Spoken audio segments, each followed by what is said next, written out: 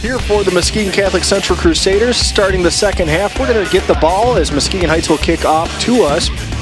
Final seconds ticking off of the halftime clock here at Monsignor Karen Stadium. Next week, we're going to be right back here at Muskegon Catholic Central High School, 5 o'clock Crusader kickoff show with John McKay and Kirk Andekier. Now, if you haven't listened to these guys put on a great show from 5 to 6:45 every week before the game. They take a look at all the different area high school games that are going on, but they especially take a look at what's happening here at MCC. What's happened last week, what's going to happen this week, and they take a look at the schedule ahead as well. It's an excellent show, so tune in every day at 5 o'clock on your ride into the stadium. And also, if you're getting here next week, you got to stop by where John and Kirk are. We are giving away a free Lazy Boy from Langlois Furniture, Appliance, and Mattresses. So stop by, fill out a little entry form, and you could win yourself a free Lazy Boy. And wouldn't that be a great way to celebrate Christmas this year? Oh. Boy, I'd like to win that. Am I eligible for that? Unfortunately, you and I are not eligible for that, but maybe we can find a good cousin or something that'll want to win us a free Lazy Boy. There we go. Muskegon Heights getting ready to kick off from right to left across your radio dial here to start the third quarter. And here comes the big man, Leverett Green, and he's got a big boot. Alex Lewandowski will take it at the 10-yard line. Here he comes, going right up the middle with it, and he's got a big hole. Alex Lewandowski's got 2 men to beat. He's across midfield. He's inside the 40, breaks a tackle. Alex Lewandowski with a 90-yard touchdown return. There we go, Mr. Lewandowski. He is a shot out of a cannon again. Unbelievable. 3 weeks in a row, 3 different players, 3 kickoff returns for touchdowns for Muskegon Catholic Central. Alex Lewandowski makes it 46-7, extra point coming up. Just 14 seconds off the clock here to start the second half. I just continue to be amazed by junior Alex Lewandowski. I mean, coming into the season, I had no idea he was going to be this kind of a dominant, certainly an all-area player, potentially an all-state player, the way we're seeing him play on both sides of the ball, even as a junior. Flag on the play on the extra point. Coming into this game, Lewandowski had 10 kickoff returns for 221 yards. His first kickoff return in the first half went for 48. This one went for 90. Now, 2 weeks ago, Blake Sanford had one that was kind of a weird broken play, but he took it 80 yards for the touchdown. Last week, Tommy Scott shot out of a cannon for a 90-yard return. And Alex Lewandowski doing basically the exact same thing here, except Lewandowski had a couple people to contend with, broke a couple tackles about the 30-yard line, and brought it in. Here comes the extra point from well, that thing is up, and it is good. What a way to start the second half for the MCC Crusaders. Alex Lewandowski, a 90-yard kickoff return for a touchdown, making it 47-7 in favor of MCC. 11:46 left to go here in the first half. Back deep, Steven Jackson and Jeff Jordan for the Muskegon Heights Tigers. And Zach Campbell, maybe it isn't Zach Campbell kicking this one off. That was Lamar Jordan lining up the ball. So maybe we exploring our options here on the kickoff. With the Crusader coaching staff, it's really Mike Holmes makes the offensive play calls with help from Steve Zerwan up in the booth. And Mike Rebecki and Scott Federosi, handle a lot of the defense and the special teams. And you mentioned special teams. That's something that we've really seen improve for the Crusaders week after week. Our return game is looking very dangerous. And I've noticed Zach Campbell on those extra points is really booting them through. It looks like he can be a field goal threat if need be in a close game. Lamar Jordan with that kickoff, and it was trying to roll down the left sideline into the end zone, just trickled out at the 2-yard line. So it'll give the Heights Tigers the ball at the 35-yard line to start this first offensive possession of the second half. 11:46 left to go here in the third quarter, and Muskegon Heights will take over. Well, I've been on teams that have been on the short end of this sort of halftime score, and I'm sure Tony Blankenship told his team at halftime, okay, we're down 40-7. Let's just go out and try to win the second half. Of course, it doesn't help when you allow the kickoff to be returned for a touchdown, but we'll see if they're able to show some life here and try to, like I said, quote, win the second half. Michael Stewart, the senior for Muskegon Heights, leads his team back up. They go 2 receivers wide to either side. Stewart alone in the backfield. Yep. And looks like a couple of the Heights Tigers might have got a little early start on that one. So another pre-snap penalty for Muskegon Heights. Good news is that the clock keeps rolling this time for us here. You know, it's got to be frustrating for a Tony Blankenship, you know, just to have had the kind of team that he was going to have this year. You know, I was telling people, and people thought I was crazy at the end of last season, that I really thought Muskegon Heights had the team that could beat Muskegon this year in the opener before everything changed. And now he's, you know, he went from that kind of team to really a young team that has talent but is really just starting over. 1st and 15 for Muskegon Heights. Stewart has the ball rolling to his right-hand side. His pass is a little short of Steven Jackson on the right-hand side. It'll fall incomplete. 2nd down, 15 yards to go for Muskegon Heights from the 30-yard line. Yeah, and for those of you that really don't know Tony Blankenship, the Muskegon Heights second-year head coach, he was he played defensive back for the Michigan Wolverines in the late 80s and early 90s. So this guy knows something about football, and he is truly one of the nicest guys I've worked with at the Chronicle, and just a real good guy. And hopefully Heights is able to hold on to him in coming years. 2nd down, 15 yards to go for Muskegon Heights. The throw across the middle is behind the intended receiver, DeMonte Jones. It'll be 3rd down, 15 yards to go for Muskegon Heights, although there is a flag on the play, so we'll wait and see. I think MCC is going to decline that penalty. Yeah, it looked like they were holding Kari Campbell as he was rushing the quarterback, but sometimes that's your only hope. Yeah, it's there's not many answers for most high school kids trying to deal with Kari Campbell. He's a man among boys. I expect to see him playing on Saturdays next year. It's going to be fun. I'm excited to see him play basketball again this year. He was a good part of that team that made it to the state semifinals last year to the Breslin Center. Michael Stewart in the shotgun. 3 receivers to the right, 2 to the left. Stewart rolling to his right-hand side, gets rid of that one, and a big hit delivered as the pass bounces off the hands of Marlon Gresham. And that's going to be 4th down, 15 yards to go for the Heights, and looks like they're going to send the big man, Leverick Green, back out to the field to punt this one away. You mentioned that basketball team last year, Matt, and I still think that may have been the most impressed I've ever been by a Crusader athletic team, was that game they played in the semifinals at the Breslin against really a stacked team. I really thought it was going to be a 20 or 30 point loss for the Crusaders, and what a game and what a season last year for the MCC basketball team.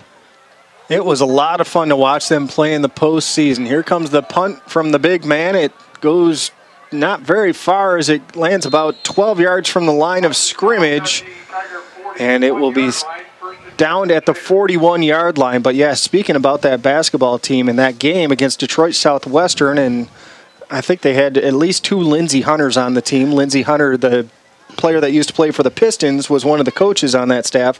That was one of the fastest-paced games I have ever seen. Now, I've called professional hockey, and I was having a hard time keeping up with that basketball game. I mean, it was just back and forth, and then you throw a couple Lindsey Hunters in there to confuse you a little bit more, and there was organized chaos in that game. Mm-hmm. And yeah, you know, Muskegon Catholic used to play football on the basketball court, and it really wasn't very pretty.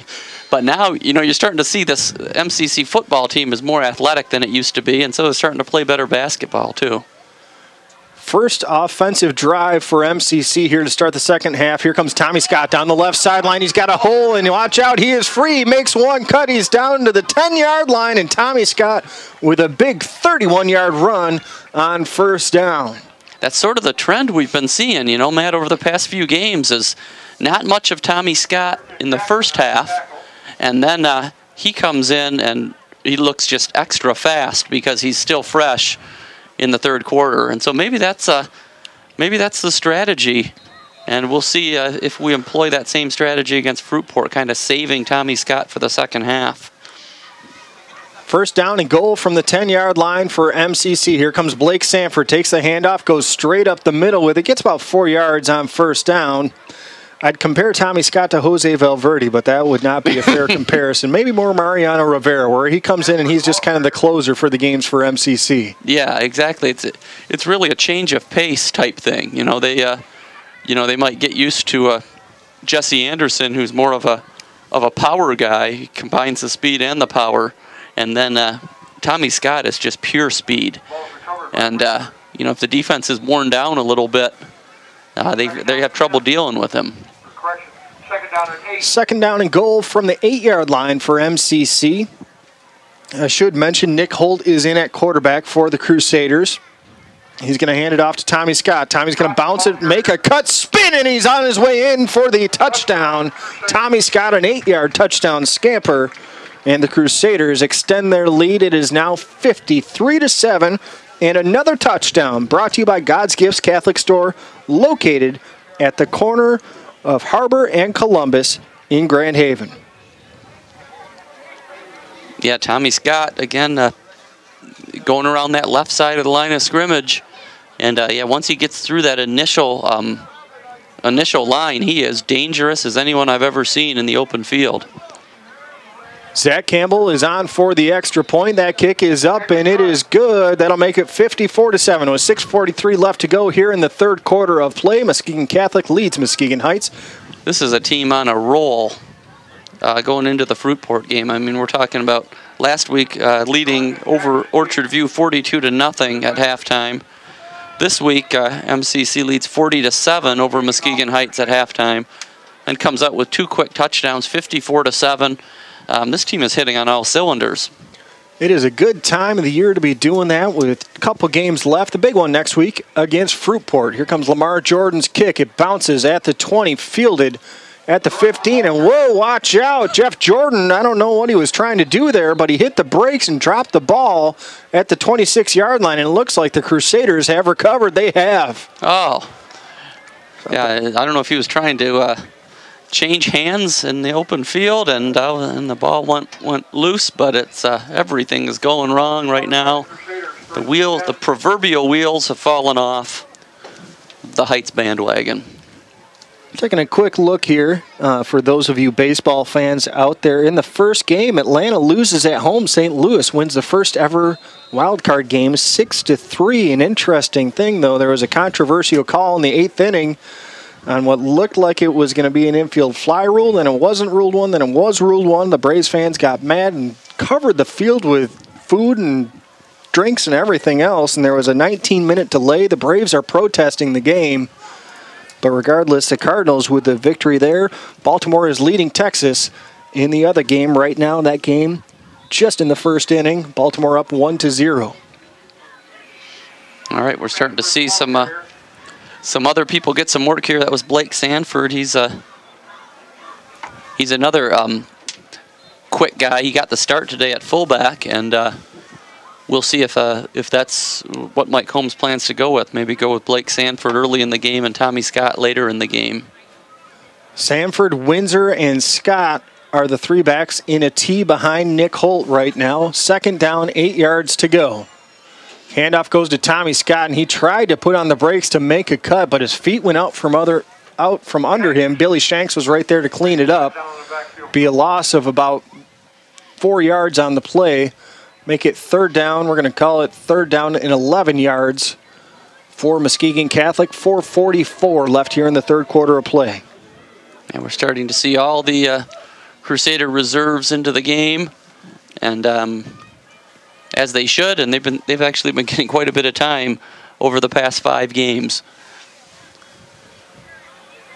Here comes Nick Holt. He this one himself going off the right-hand side, and he's going to be stopped at about the 23-yard line, so that's going to make it fourth down, 8 yards to go for MCC. I don't think there's any need to try a field goal. There's definitely not in punting territory, so they'll probably just try and run this one and see what happens. Yep, I don't expect them to put it in the air or anything like that. We'll just hand the ball off, see if they can get it. Looks like a broken play. Under center, he tries to spin away as he was looking for Veek Gwen, who was I remember him as an exchange student last year on the baseball team. He's getting a little time out in the football field this year. And that'll be a stop on 4th down for the Heights Tigers, and they will take over at the 20-yard line. I was hoping that you would pronounce that name first, Matt, because I was about to call it on the last play, and I didn't have a clue, so I just thought I'd wait for you to say it first. Can you say that again for me? Veet Gwen. Veet Gwen.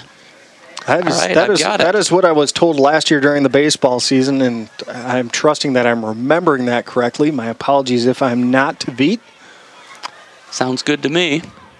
Here come the Heights Tigers. Once again, Michael Stewart in the shotgun. He's got 2 receivers to the left, 3 receivers to the right, and he is ready to get things going here. Here goes Muskegon Heights. Dropping back, looking to pass, going over the middle with it. Ball's bouncing around. The intended receiver is DeMonte Jones. The Crusaders will break that one up. It'll fall incomplete. 2nd down and 10 for the Tigers. That's a dangerous kind of pass over the middle where someone could really get laid out on a play like that. And that one just falls incomplete. So 2nd down and 10, 2:30 left to go here in the 3rd quarter of play as we have a running clock with the Crusaders leading by 47 right now. It is 54-7. MCC firmly in control, and they can start looking ahead to the Fruitport game. We'll start talking about that in the 4th quarter. Back in the shotgun once again is Stewart. 3 to the right, 1 to the left. Stewart mishandles the snap, picks this one up and breaks a tackle, gets back to the 20-yard line. So good job there of getting back for no gain on the play, but no loss on the play. It'll be 3rd down and 10 for the Tigers. Nice play there by the backup junior defensive tackle, Joe Serene. Good to see him in there and making a stop. You know, we've talked quite a bit about the playoffs. One interesting story that might be of interest to Crusader fans is Traverse City St. Francis, the perennial power with the Bulla boys up there, is in danger of missing out on the playoffs. They're 3-3 going into tonight's game against Saginaw Novell, and a loss to Novell could make the Gladiators 3-4 and essentially out of the playoffs. Big pass over the middle for Muskegon Heights as DeMonte Jones had it for a moment, but a big hit delivered by Lamar Jordan will knock that ball free. They're going to call it an incomplete pass, and it'll be 4th down and 10 for the Heights Tigers, and the Crusaders faithful are starting to filter out of the stadium. And just a final note on that Traverse City St. Francis game, if they are able to win tonight and next week, they would be 5-3 going into the Crusaders' final regular season game, which is on Saturday, October 20th, up at Thurlby Field in Traverse City. And who knows, they could be 5-3 and playing a must-win game to get in the playoffs. Big punt off the field of Levert Green. That's going to land and roll out of bounds at the Muskegon Heights 48-yard line. So a 28-yard punt for Green. 30 seconds left to go here in the 3rd quarter. We'll see if the Crusaders get a playoff or not before the 4th quarter begins. 54-7, MCC leads. And that is officially going to be a night game for us there that Saturday night, Tom. 7 p.m. at Thurlby Field in Traverse City. So we will have some quality time behind the windshield, me and you. All right. And what time is the Michigan State game that same day, Matt? That one we have not heard yet. And so one of us is not going to be a happy camper on that car ride. We'll take a break as the quarter comes to an end. 54-7, MCC leads. We'll be back with more after this on Country 93.1.